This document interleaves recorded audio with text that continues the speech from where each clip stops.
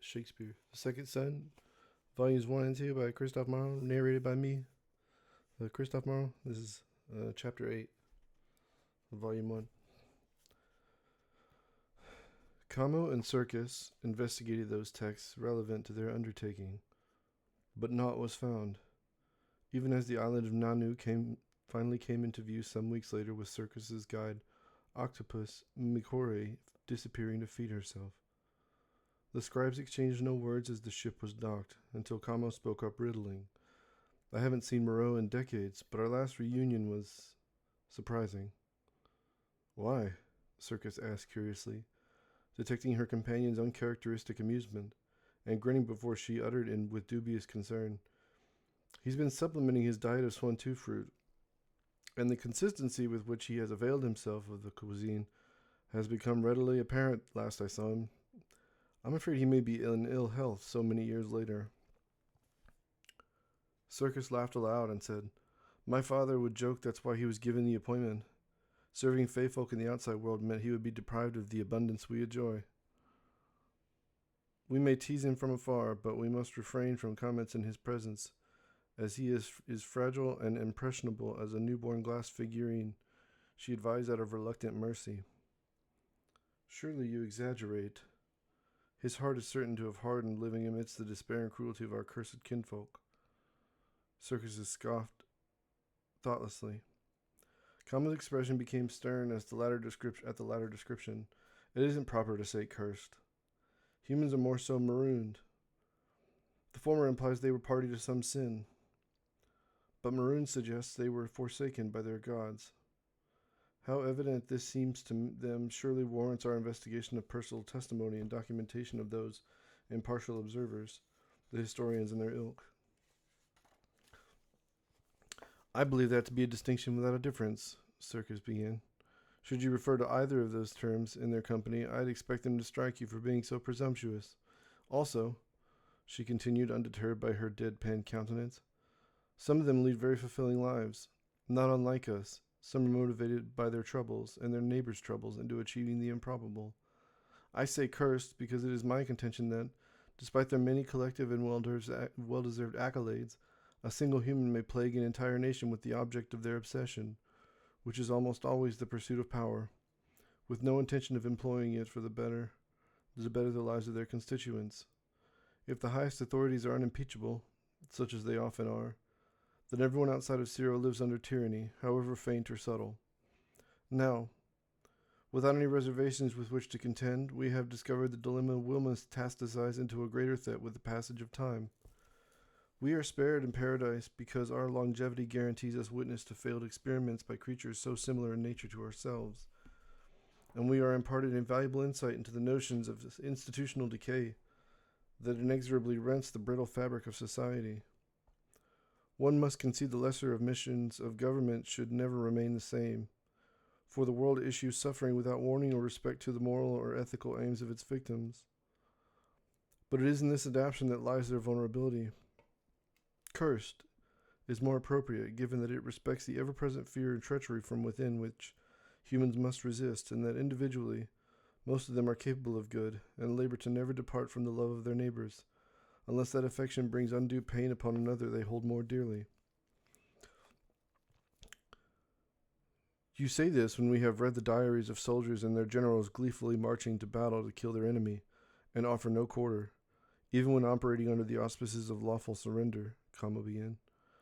I've borne witness to executions carried out by nations against cowards that refuse to fight unjust wars, but the unscrupulous combatant, possessed by a spirit of vengeance, and dispensing the violent product of their imagined grief, was awarded a parcel of land, a sizable sack of gold, and a spouse so foreign to them the pair would often be mutually unclear as to what their respective names were. I believe them to be forsaken, for whatever they have achieved thus far, as you say, collectively, it is doomed, for they are forbidden our insight. We have seen the catastrophic consequences of an unchecked regime. You just confess to holding to those self-evident truths. Greed or merely the desire for security transforms those aspiring to the same into inevitable desolation, and then eventually murderers hate once they discover their delusions of possessing great personal wealth, or even a dependable refuge for their dignity and their progeny, will never be realized. And within our nearly 2 centuries on this rock, every government, even those we regarded as modern, fell into ruin once this phenomenon gripped their hearts.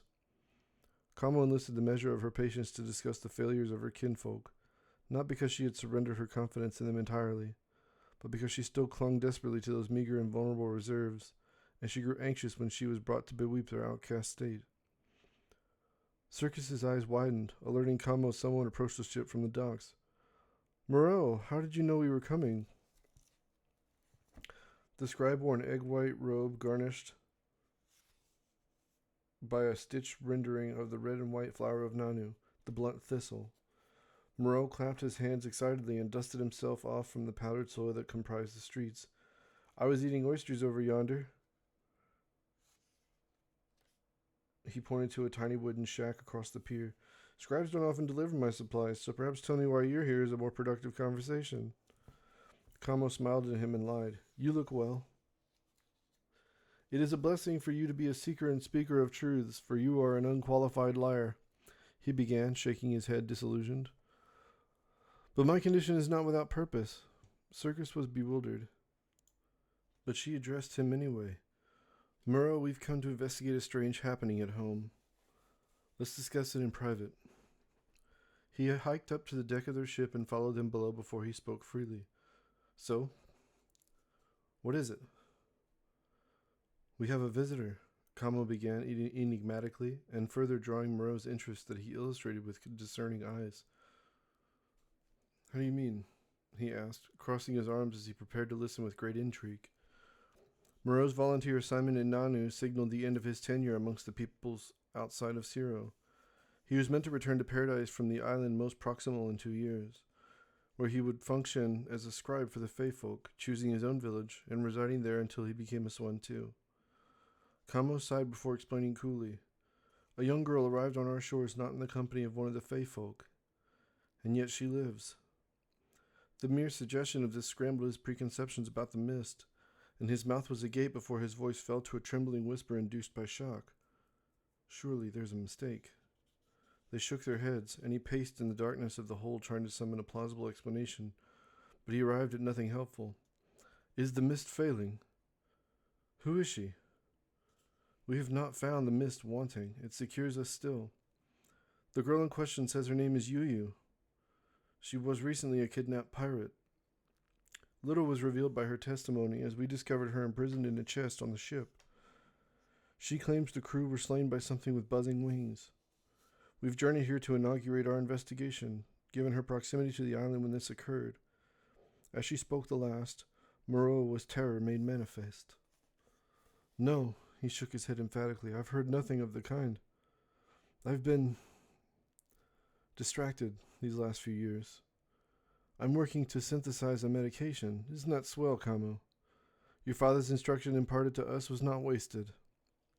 She nodded with polite amusement and laughed when a joke sprung to her mind. That's wonderful. I don't pity your test subjects in the least. His heart was wounded as he corrected her. I don't have any. Not anymore. Events long past preceding your arrival today have induced immense regret in the angel of my being. They all died, and so I've been medicating myself to spare anyone else the pain and frustration of my incompetence. Kamo's eyes revealed her remorse for her attempt at dark humor. I hope you intend to explain what you mean. He nodded, assuring her, I do. He gestured to his round belly. This was no accident. A silence ensued, and he continued. Nanu is poor. Food imports are often supplied to only the wealthy that can afford it. The people residing here must suffer the diet chiefly comprised of the brondo fruit, which eventually, and most certainly, will afflict some consumers with a devilish toxin that builds up until it renders their pancreas dysfunctional after several years of regular consumption. The victims eventually fall into a coma, from which there was once no escape. The fruit has become more necessary part of their meals given the wars in Wooloo and the pole marks have emboldened pirates in the Midris Ocean, and stealing merchants' goods that were once protected by those empires' fleets.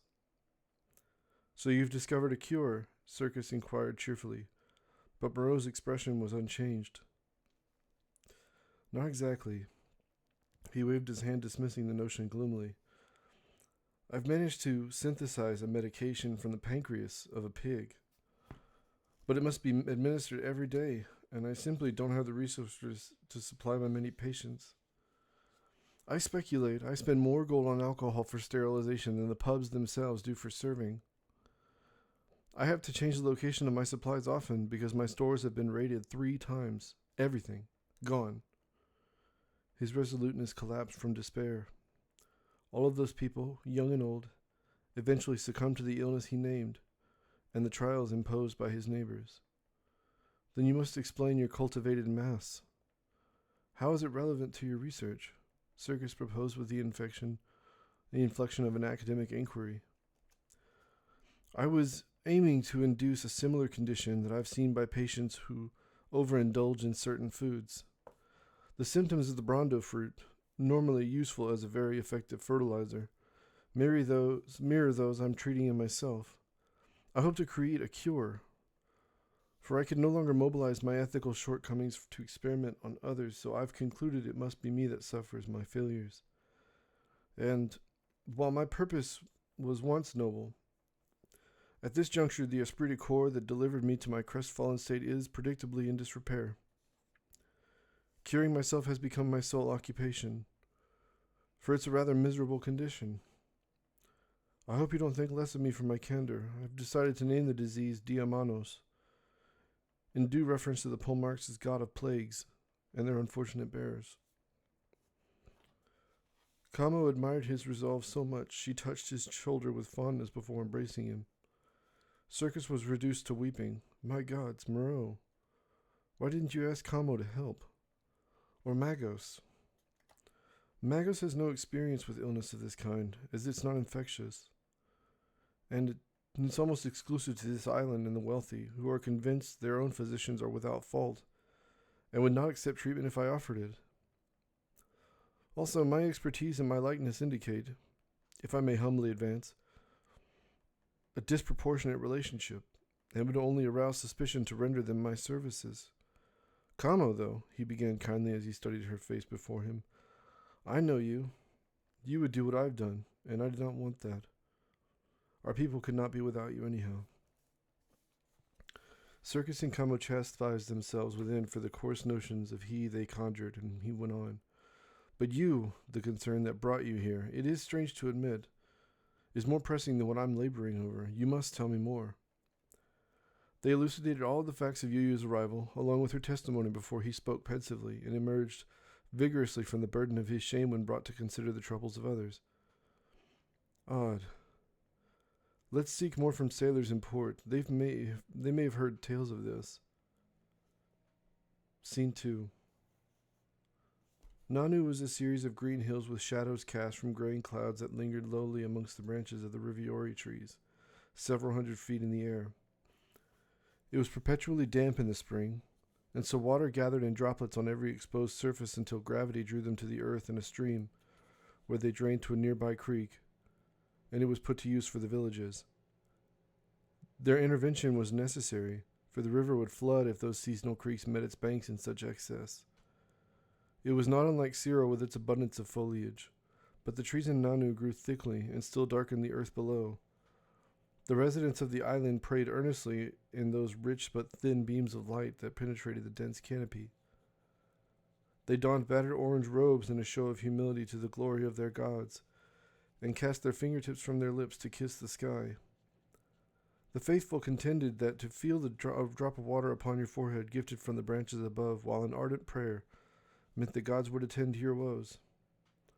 On occasion it would require an hour or more for such fortune to strike, and Moreau had learned, through constant observation, one was unlikely to witness any fervid devotions on the rare sunny day, when the fog dispersed from above, except by the youngest amongst the islanders, who were enviably possessed of the luxury of time, and readily commissioned by their families for the ceremony. On this day, it was chiefly adults that basked in the light and occupied the streets. The wooden houses were offered refuge from the constant dripping from above through the efforts of oil pressed from an inedible fruit called furry burgles, coating it to prevent any water from soaking them. An additional layer of soil and foliage was then spread upon the rooftops, and from a distance, it gave Circus the impression they were structures under hill. However, the architects of the Library of Nanu departed from this illusion and carved the necessary structure underground from a stone hilltop to make near impossible the chance of flooding. Circus had never looked upon it, as she traveled past Nanu without docking when she embarked on her pilgrimage. It was polished marvelously, and inscriptions from ancient languages and illustrations were chiseled into the faces of its walls and lined with silver paint glittering orange in the lamplight. She lamented her ignorance, as so many that returned from their pilgrimage began their tale with an elegant but still similar descriptions of Nanu. The spiral staircase was white marble, and Kamo considered the expense for maintenance of such functional and much-used art. As they entered, sunshine beamed from the center of the ceiling through a circular aperture and dispersed throughout the grand room.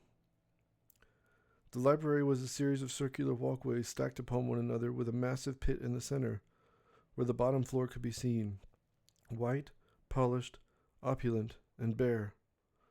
But no nakedness shone upon the walls, as they were lined with books hundreds of feet high. A stairwell to the ring below would alternate from one side of the room to the other. It made Kamo and Circus' search for the relevant text rather laborious, but the librarians suggested the walking was good for their health, and so no alternative was ever installed, even as they grew old and frail and faintly inefficient in respect to their years previous in that service. They approached one in their employ, and Circus interrupted her meticulous task of returning a book to its place amongst the tens of thousands of others. We're looking for texts related to legends or myths, perhaps something with evidence concerning buzzing wings, if you are at all familiar. She nodded without looking at them and hobbled on her one structurally sound leg to the next shelf. 4th floor, on the east side of the room, so 6 rows up. Look for the fat, seafoam green binding. It's a collection of translated poems by Clarity Marwin from the swamps of Lagayote. It is so easily discernible. We may be able to. She spied the book from afar and pointed. Do you see?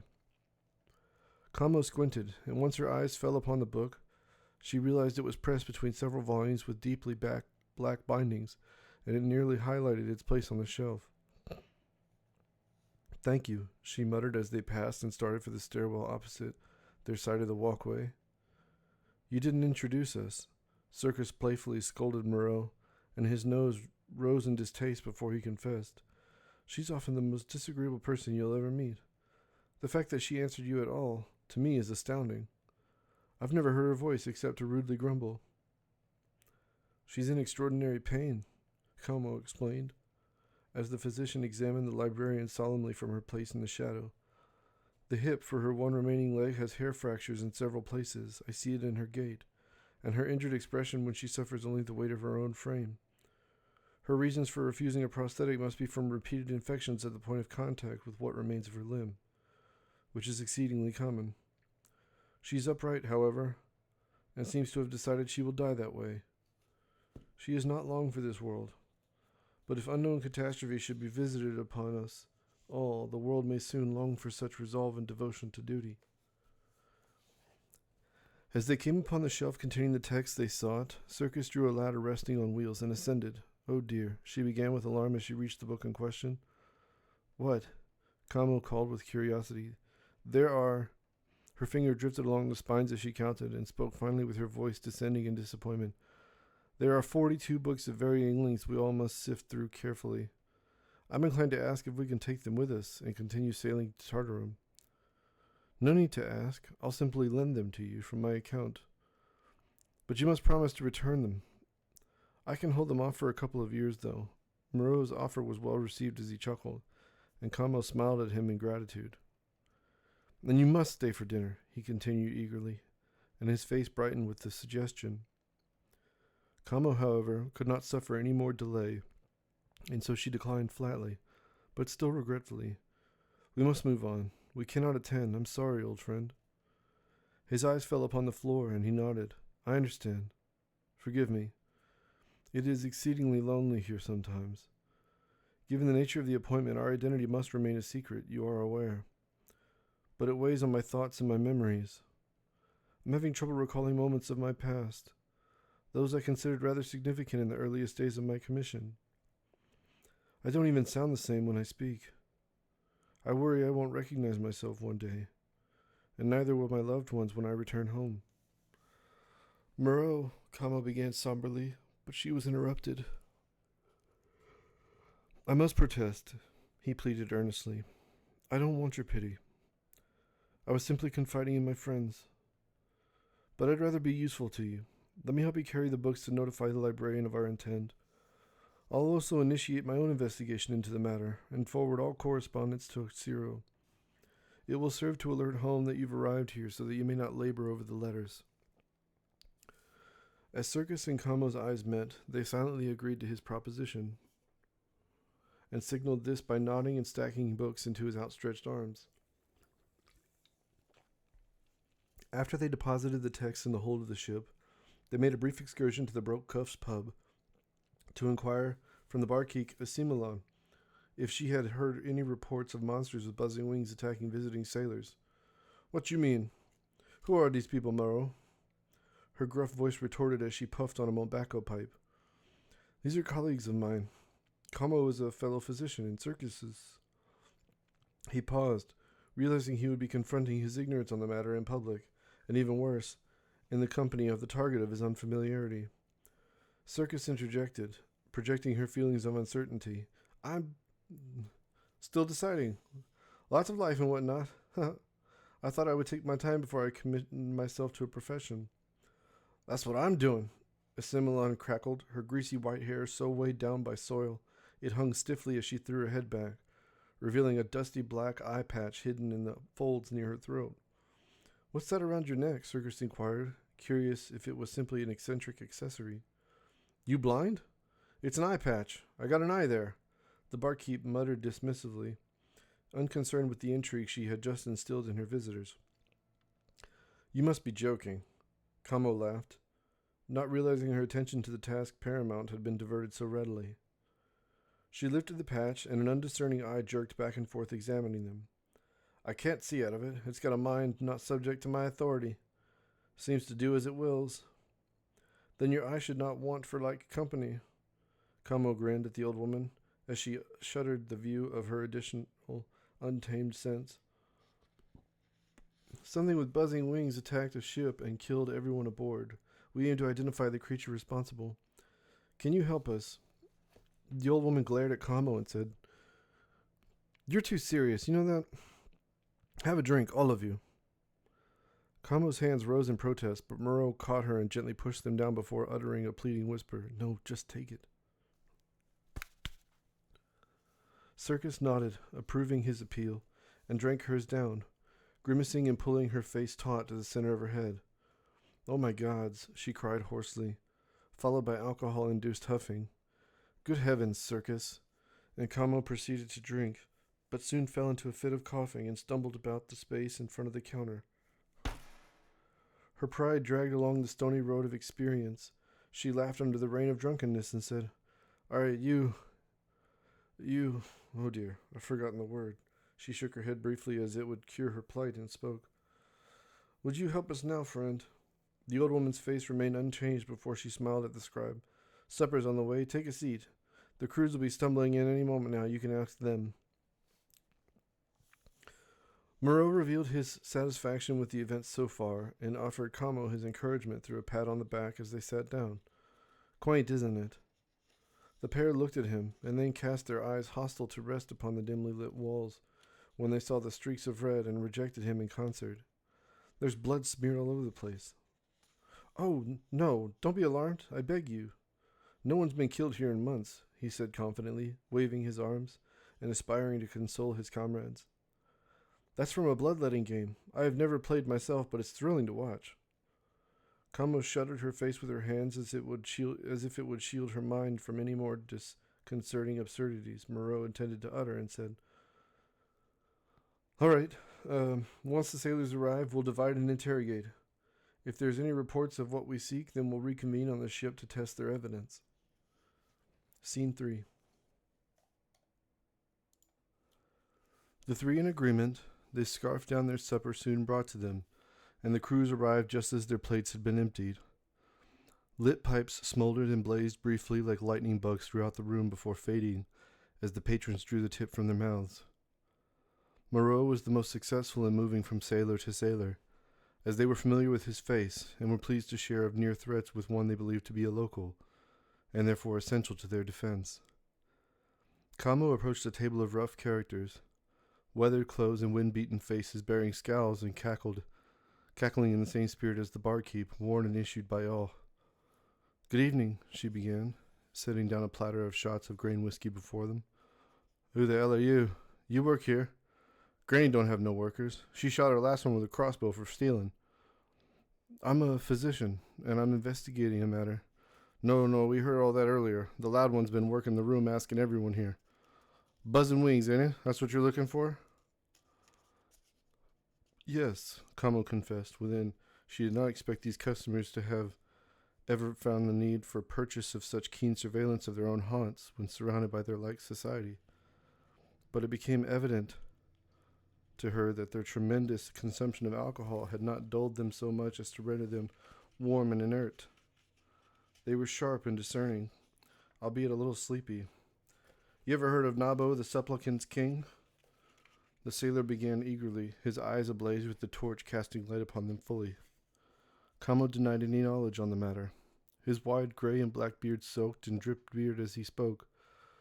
"He was a beloved king, ruled for the whole of his first mortal life, and upon his deathbed his people beseeched the power of a demon to grant him 1,000 more years upon the throne, believing the world would surely be destroyed by the gods before his reign would end. But the world remained intact, and because he had survived all of those subjects, in the living memory of his descendants, he became a divine rule." The sailor spoke and offered his hand. "Oh, I'm Neri. This is Baum, Tom, Ricard, and Betty."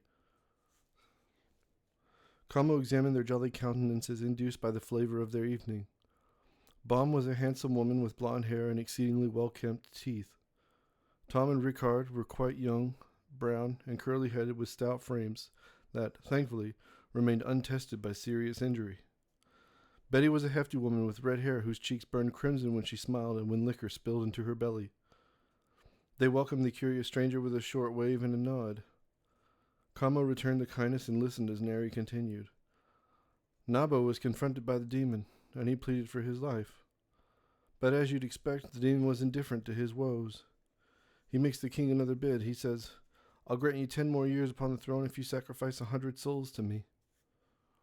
Neri settled back into his chair, his eyes nearly shut to effect the nature of the proposition was surely a deception. When the king revealed his intentions, the people celebrated and gleefully offered those thought most vile from their society as tribute. Criminals, lots of witches got done in, plenty of thieving orphans and the like. But the demon returned a decade later with a new offer, and it was to cost 1,000 souls for their bargain to be struck. His people apprehensively accepted the purchase of another decade of his reign. However, those days were fleeting, and once the demon arrived at the foot of his throne after 10 years more had passed, it issued an order that the nation honored with immense remorse, succumbing to their defective conscience, and 10,000 souls were spent for his empire to persist. And what did they do? Revolt? Kamo guessed as she envisioned vicious protest at the vulgar treaty. Neri shook his head. Nope. The mobs continued to shepherd the next number to the blocks, and they labored to extinguish 500,000 years of combined life in an afternoon. The purveyor of fables coughed and drank to wet his throat before he continued gloomily. There were no non-believers in his wisdom for fear of being put forth for execution as outcasts. Early rebellions learned he could not be killed utterly. There was no opposition to his government. He ruled without challenge from anyone. It was as if he were a king of a swarm. I'm sorry, but may I quickly ask, what does this mythology have to do with buzzing wings? Kamo inquired impatiently, having resisted interjecting for the whole of his tale. Oh. He rubbed his beard pensively and struggled to summon a plausible justification for his sermon before he answered casually. Nothing, I suppose. I'm blasted. My apologies. It's just an interesting story. Kamo departed their company with an insincere smile, her crotchety inclinations apparent to those she would interview next. Circus availed herself of her charisma born from her relentlessly sprightly disposition. She performed a ballad from upon a chair, her voice penetrating the rippling tobacco smoke as the din of patrons were pacified by the alcohol and relief from their labors. Her colleagues arrested their efforts when she arrived at the last verse of lachrymose song that, at last, swept the notice of everyone present. I shed my crown, but not my faith, even as my prayers go unheard by the... Your likeness inhabits the wind, our peace unattended and unpossessed. I'm utterly without purpose. Your absence proves a thief to my vigor. Love cannot endure such dogged despair. Her audience cast a litany of praise towards her and toasted to the music of her voice. She hastily settled into the chair she was standing upon and demanded, "All right, I did what you asked. Now tell me something useful."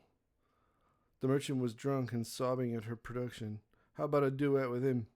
she proposed, gesturing towards Moreau, and not comprehending her invitation was supremely unwelcome. Circus cured the woman of her ignorance of her true feelings on the matter. On the offer, she flattered the scribe reflexively. "You, that is the finest song. I'll tell you something then." The merchant pulled her black hat over her eyes and wiped them dry before unveiling them again.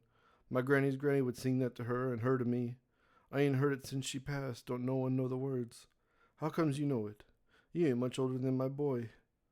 She attempted to repel her suspicions by smiling brightly. "My mother did the same. She was a theater performer from Brelian." "Brelian? You ain't what you say. I can't reckon where you're from, come to think of it. Your accent is strange." The merchant regarded her with eyes half closed, attempting to discern the truth of Circus's statements. The Fey woman realized she had failed to resharpen her talent for falsehoods before they departed Zero, and was now in the predicament of being in the company of a leery and astute human. "If you'll excuse me," Circus dispensed with her manners and approached Camo, who was leaning against a pillar and brooding. "We have to go now." The manner in which Circus uttered these words, her agitation unambiguous, would serve to alert her colleague their situation was precarious, and they should evacuate. Camo gave leave to her eyes to linger on her old friend's jubilant face through the beaded doorway as they left him, and only a moment more would precede their return to the streets where she confronted her comrade. "What happened? What about Moreau?" "We won't be able to say a proper farewell. We have to leave for Tartarum immediately," Circus instructed, with Camo surrendering to the unyielding urgency with which she spoke, and nodded in approval. The scribe suspected Circus had disclosed a regrettable truth that suggested the nature of their identities. As they came upon the ship, they were delayed their departure by a clan of famished raccoons assaulting separate wooden crates, infused with giant's magic, and aiming to enjoy their contents of Swantu fruit. The bandits withdrew, however, when Camo shook a torch at them, and, unknown to the passengers, all but one fled from the ship to be spared the injury of its hellish heat. Mikore reappeared when she was summoned with a guide's horn, and the octopus readily donned her harness without assistance as it floated aloft below the ship. The docks of Nanu and their abundant lighting diminished as a horn grew between them. Lighting diminished as the horizon grew between them. Kama was below deck, examining the books they retrieved from the library. "I take it we were found out." Circus shrugged, her anxiety lessening with the distance gained. "Essentially." Kamo, however, was burdened with panic induced by trauma from villains of her past. Upon the eve of her return to Zero more than a century before, she elected to expose herself to the immense danger of the Vishgor Peninsula in the name of a personal errand of curiosity. Cannibals haunted its shores on all sides, naked, but painted in white and green and red, and savagely executing, to then devour every shipwrecked sailor that defied their apparent aversion to all strangers. The scribe had read during her studies a flower that grew and possessed the properties of a contraceptive, a quality only speculated to exist by alchemists the world over. Abandoning sense, she slipped into the lands of these terrors without notice, and foraged for an abundance of these plants to perform due experiments and confirm or reject the claim. Scene 4. But as she lay to sleep one evening, the oncoming night rendered her search too inefficient to continue, and she heard a howling in the hills. Hounds bolted from a grove of trees across the white grass plains towards her tent she had aimed to camouflage, by piling light broken branches and leaves upon. Equipped with a knife, she beheld them with a patience sterilized and confident as they scrambled through the rigged, tight entrance, gnashing their fangs and barking hysterically before she employed her blade with precision to end their lives utterly. The last retreated from whence they came, and returned shortly with human companions that bemoaned the fresh corpses of their beloved mutts. Kama witnessed their retrieval of the bodies for burial with apprehension, cursing her tendency for believing wit was often superior to luck. She nearly crept away before she heeded a step approaching from behind, and in an instant she was struck in the head, and a darkness without seam overcame her senses. She was roused by a light and persistent smacking upon her cheek. A countenance with no regard or evidence of kindness hung before her in a softly lit hut. The face bore no cheerful wrinkles in her cheeks, nor marks that referred to the image of affection we often adorn for others, only to delightfully discover as we age those impressions we card are an everlasting and ever-deepening reflection of our shared joy. Her expression was a fixed indifference, and her jowls sagged below her chin. Sunspots dotted her pale skin, and Kamo felt an itch spreading on her arm before the old woman whispered in a sinister and rehearsed register. "The centipede will root out your soul, so the gods do not curse us for eating you." The Goliathan creature neared 2 feet in length and nipped at the back of her neck as she hung tied to a post with her arms tightly bound behind her. Her lower half drooped from her weary state, and the relentless gravity tugged her to the ground. The tips of the centipede's chitinous legs dug into her bare skin as it remained suspended and attached to her panicked back. The old woman's society appeared from darkness and surrounded her while chanting menacingly and impatiently. Kamo yelped feebly as the centipede sank its serrated pincers into her shoulder and worked to widen the wound so it may slip into the cavity of her torso. The scribe's cries were a necessary addition to the ritual, but another voice from the village called out, "Moon!" Those awaiting their meal turned to the sky and saw a uniform spherical darkness creeping across the face of their object of worship, and the old woman's eyes widened as she swiftly tore the invading centipede from her victim's shoulder. They placed the creature in a clay vase and loosened Kamo's bindings with hands trembling as they worked. "Go!" the whole of them shouted to her, and they retreated when she approached. Her shoulder torn asunder, she fled the village and bled profusely until she could suture it shut. She synthesized antibiotics from moldy bread found discarded at the edge of the village, and hastened the reaction with enzymes boiled from a certain paste of certain insects and black dome mushrooms, before applying the salve generously. Following her unlikely departure from the Vishgor Peninsula whole, the shorn Badlands lay before her, an uninhabitable graveyard for ancient beasts of the sea, once magnificent in size, their bones jutting from the sands. She spotted a refuge from an oncoming lightning storm in a desert cave, and unearthed a rich oasis flourishing deep within.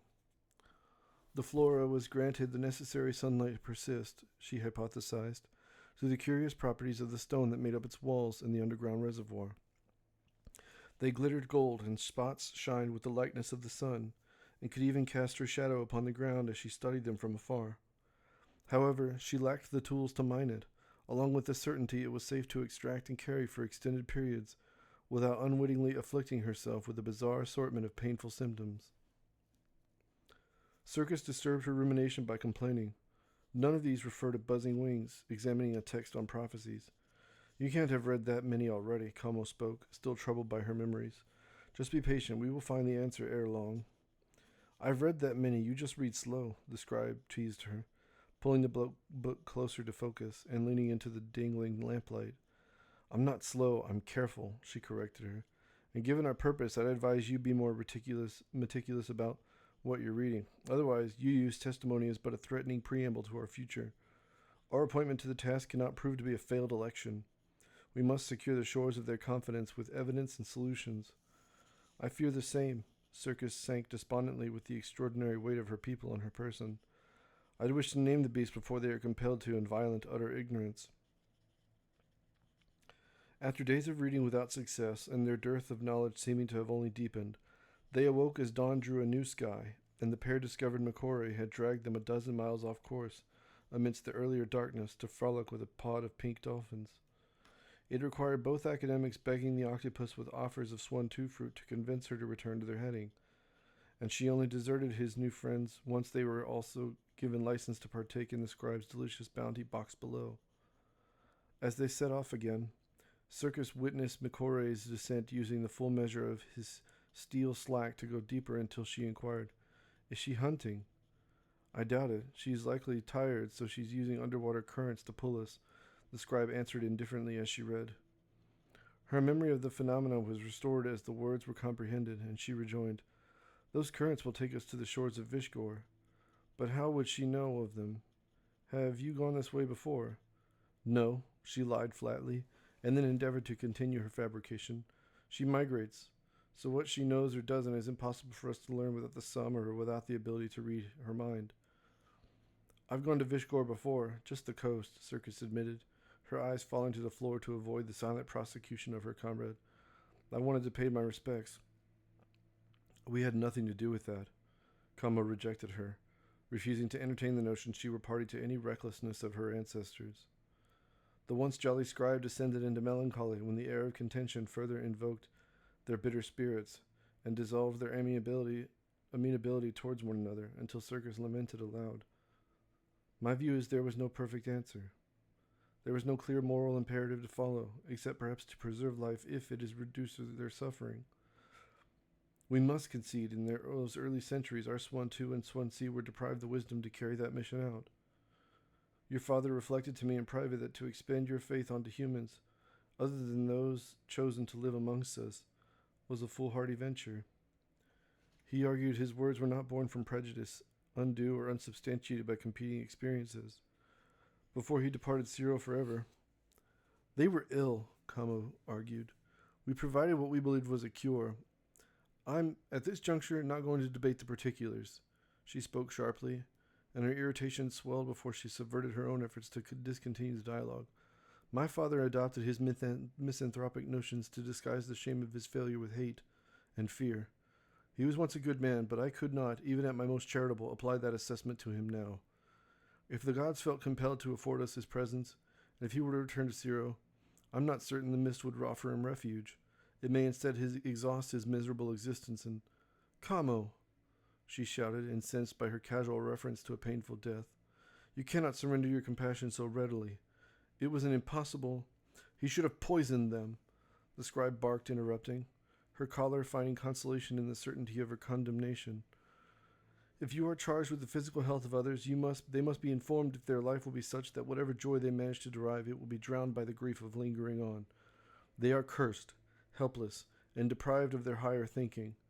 And now they grovel senselessly and violently at the foot of nature, ritualistically consuming their like society to avoid partaking in their perilous foliage. I've been to the Vishgor Peninsula nearly a century ago. Outside of the flesh of competing Vishgorans, their diet is but dandelion roots and salt. Everything else that grows there will rend your insides. We failed to cure them, and we abandoned them to that place to starve or perish from ignorance. But still, they discovered a way to prevail. I expect the disease that reduced their civilization to the destruction we assured to be restored. I saw with mine own eyes the blue in their cheeks. Given our long lives, their ability to infect others will be revived, and this milestone might as well be tomorrow. It is soon, no doubt, no doubt." She stood firmly in the lamplight so as to affect her words did not want for personal experience on the matter. The scribe slipped her robe from her shoulder and revealed for the first time her scar from the centipede.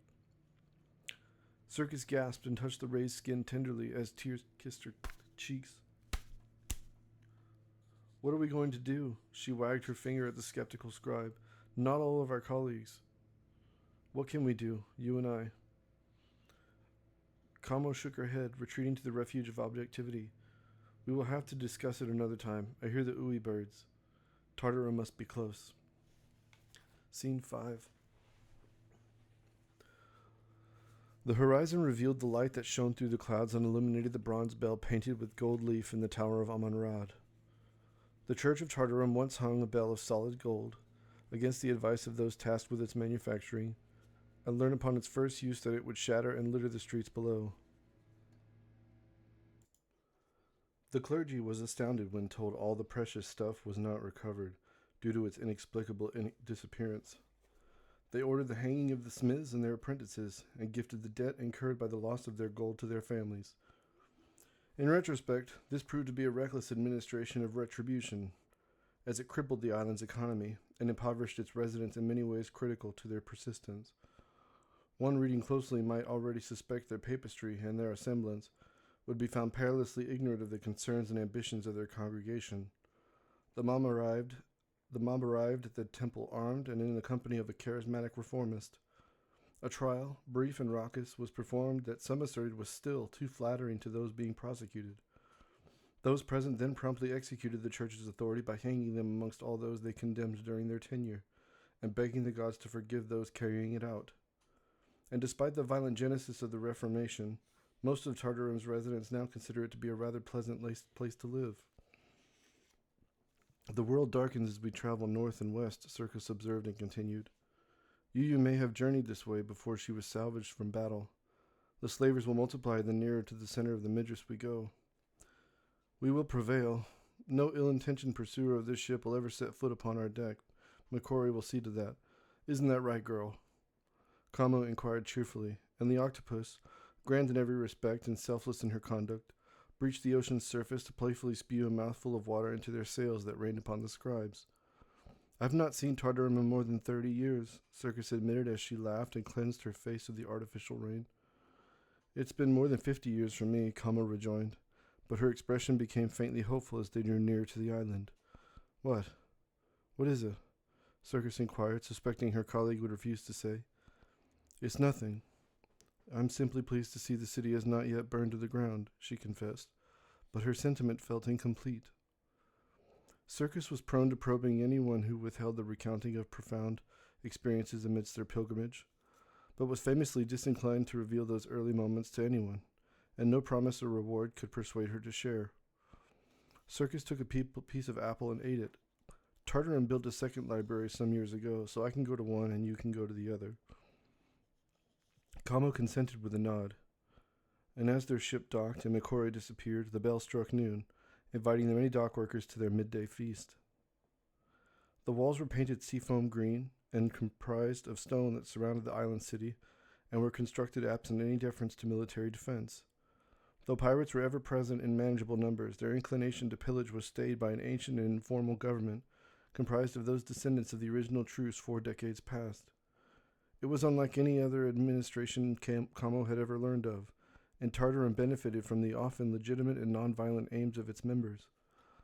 The wealthiest or educated amongst the island's residents demonstrated, through lengthy lectures to their sovereign, that peace was prosperous for many, while war, in all its regrettable schemes, could only claim victims, and it concentrated the profits to the hands of a few. The latter was predictably the most attractive proposition, but Harifa, an elderly woman formerly trained in economics, finally convinced the members to enrich even the lowest amongst them, and if a need for a defense should ever arise, the people in peril would more earnestly offer up their lives to conserve their wealth realized for their children. A compromise was struck, however, and the citizens were decreed by the council to devote 3 years to Tartarum's militia, receiving informal instruction through the criminal experiences of their neighbors to guarantee the security of their shores.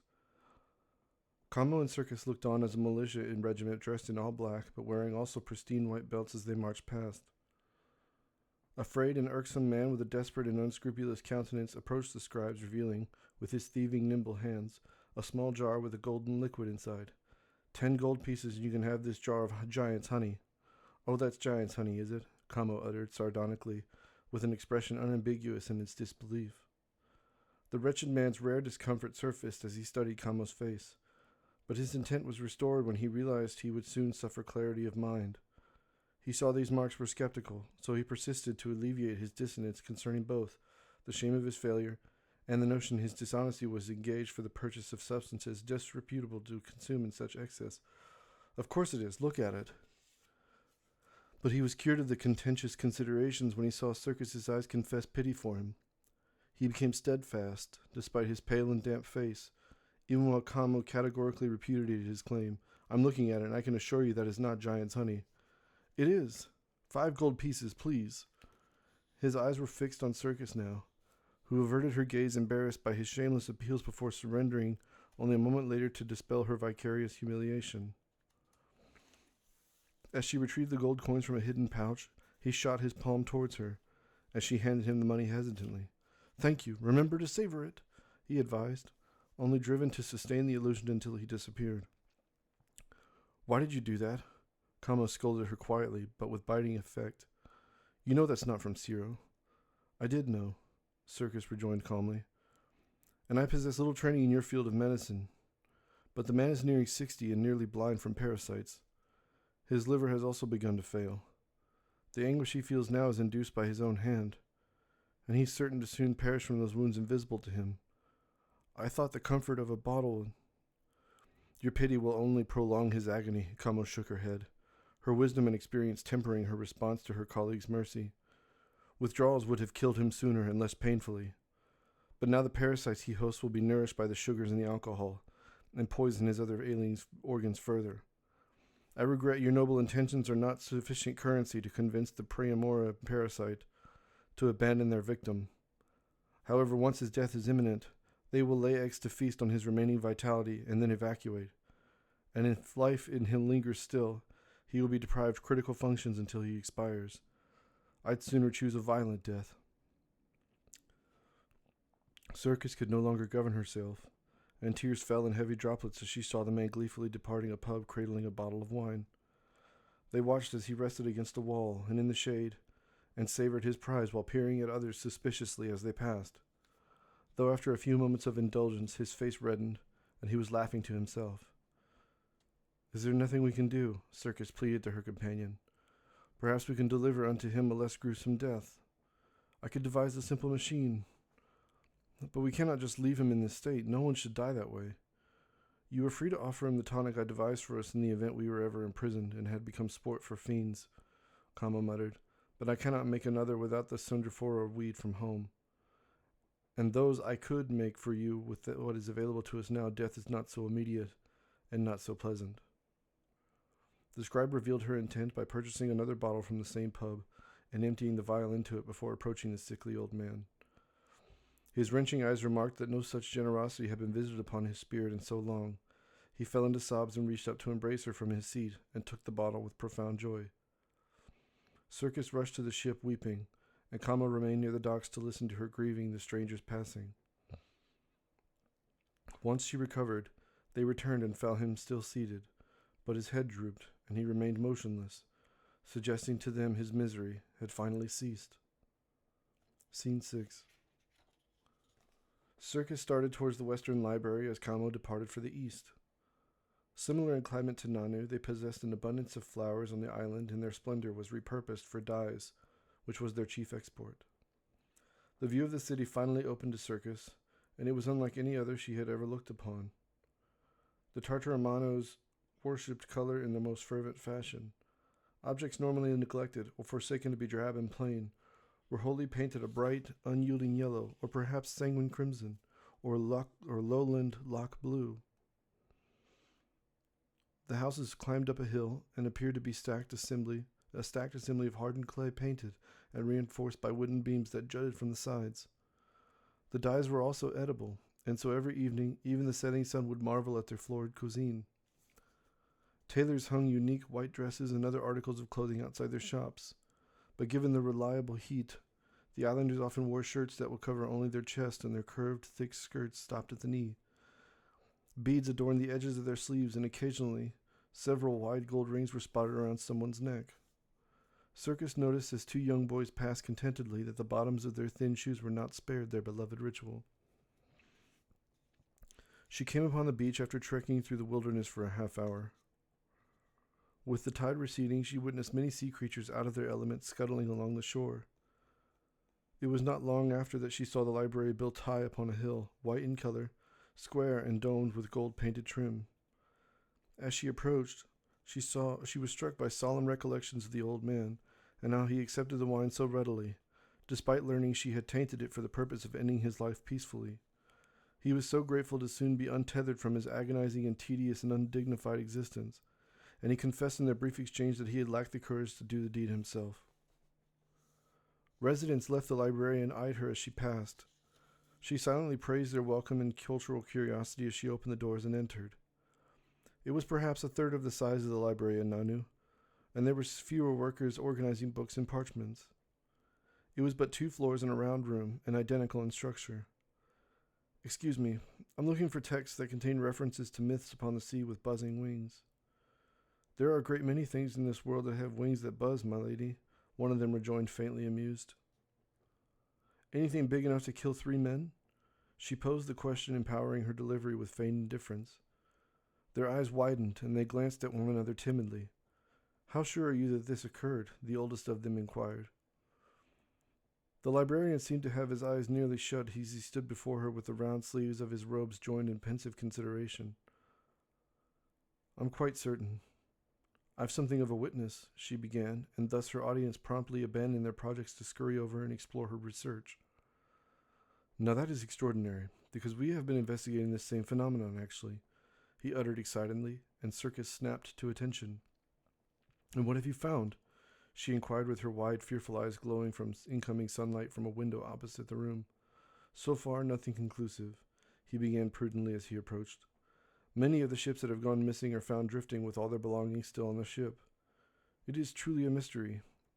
There are no witnesses. Someone simply comes by the ship, and it has been seemingly abandoned. Circus recalled the details of the vessel found on Zero. Has blood been spilled on any of the ships you speak of? Not always, and that is also very strange, wouldn't you say? He raised his brow, revealing the softness in his expression, born from a lifetime appointment of gentle and quiet attention to books. She mumbled. What is your name? I'm Circus. Mise, he rejoined, and gestured towards his youthful company. These are my students. Don't concern yourself with them. They are here to learn.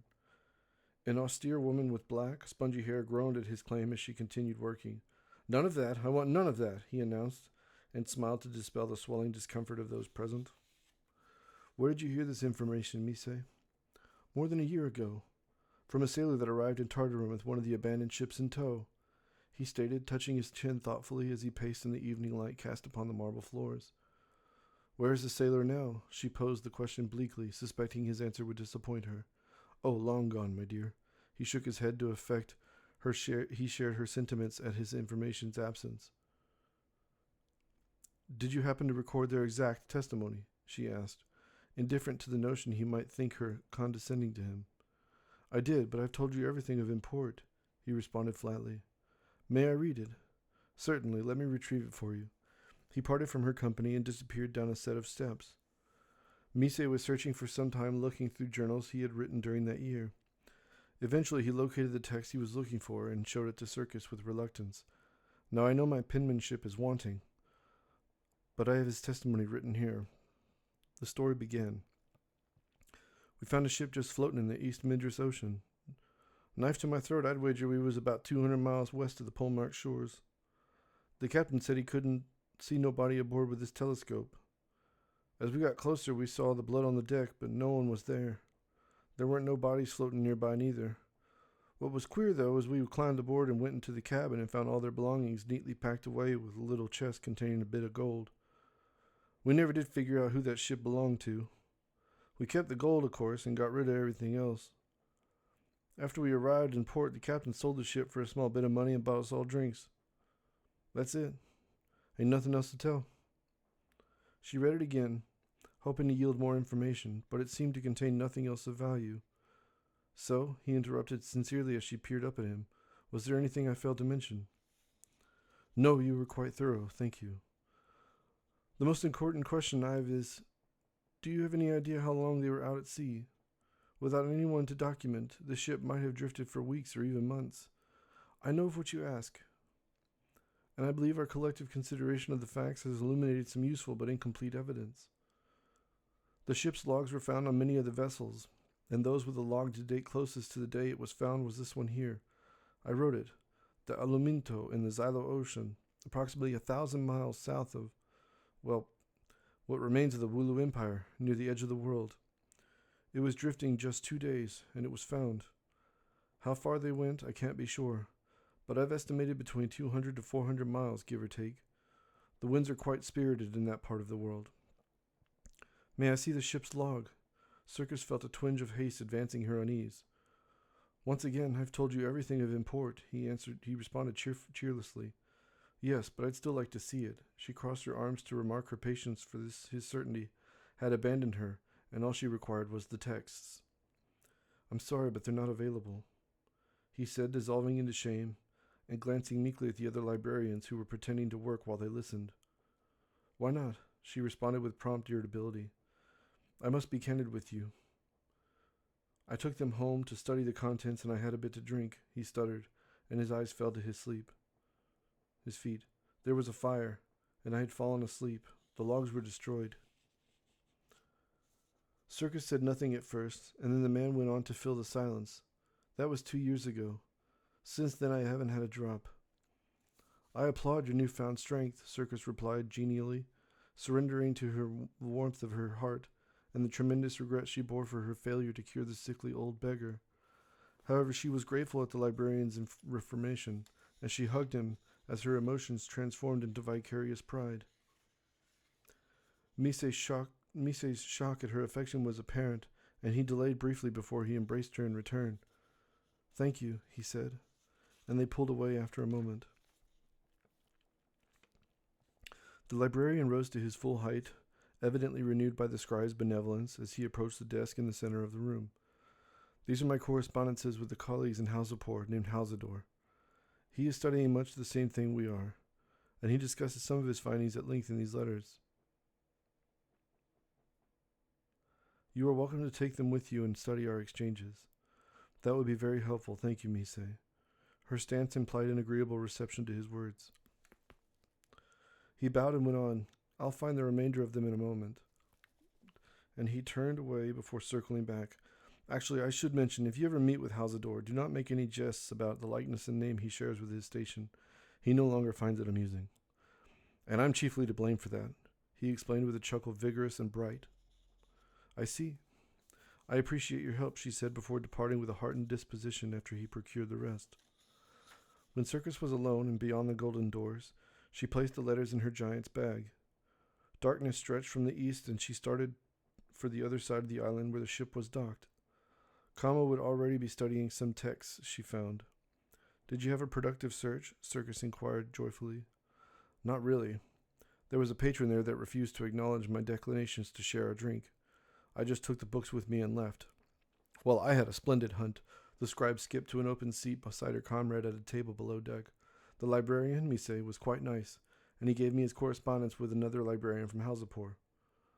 Kamo snatched one of the letters she dropped before her and read the address. Hausador from Hausapor. That's amusing. He doesn't think so. That much was made clear to me, Circus warned jovially. What did you find out?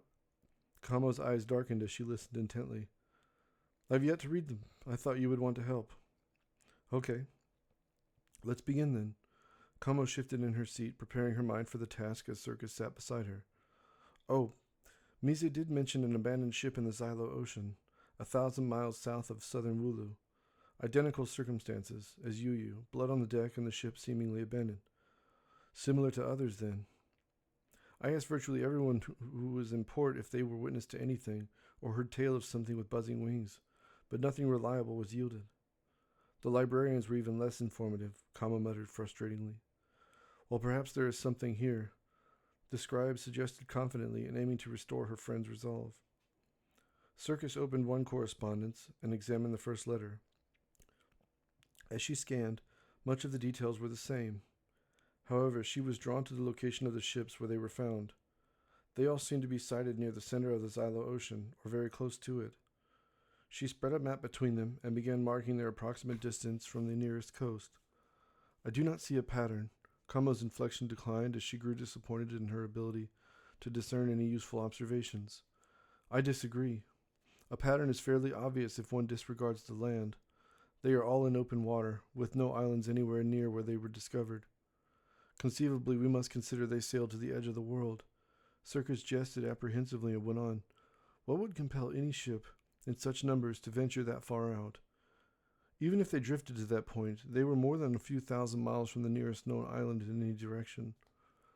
We must go there to find out for ourselves and speak to Hausador, Kamo suggested, but her colleague was keenly aware of the concern in her voice.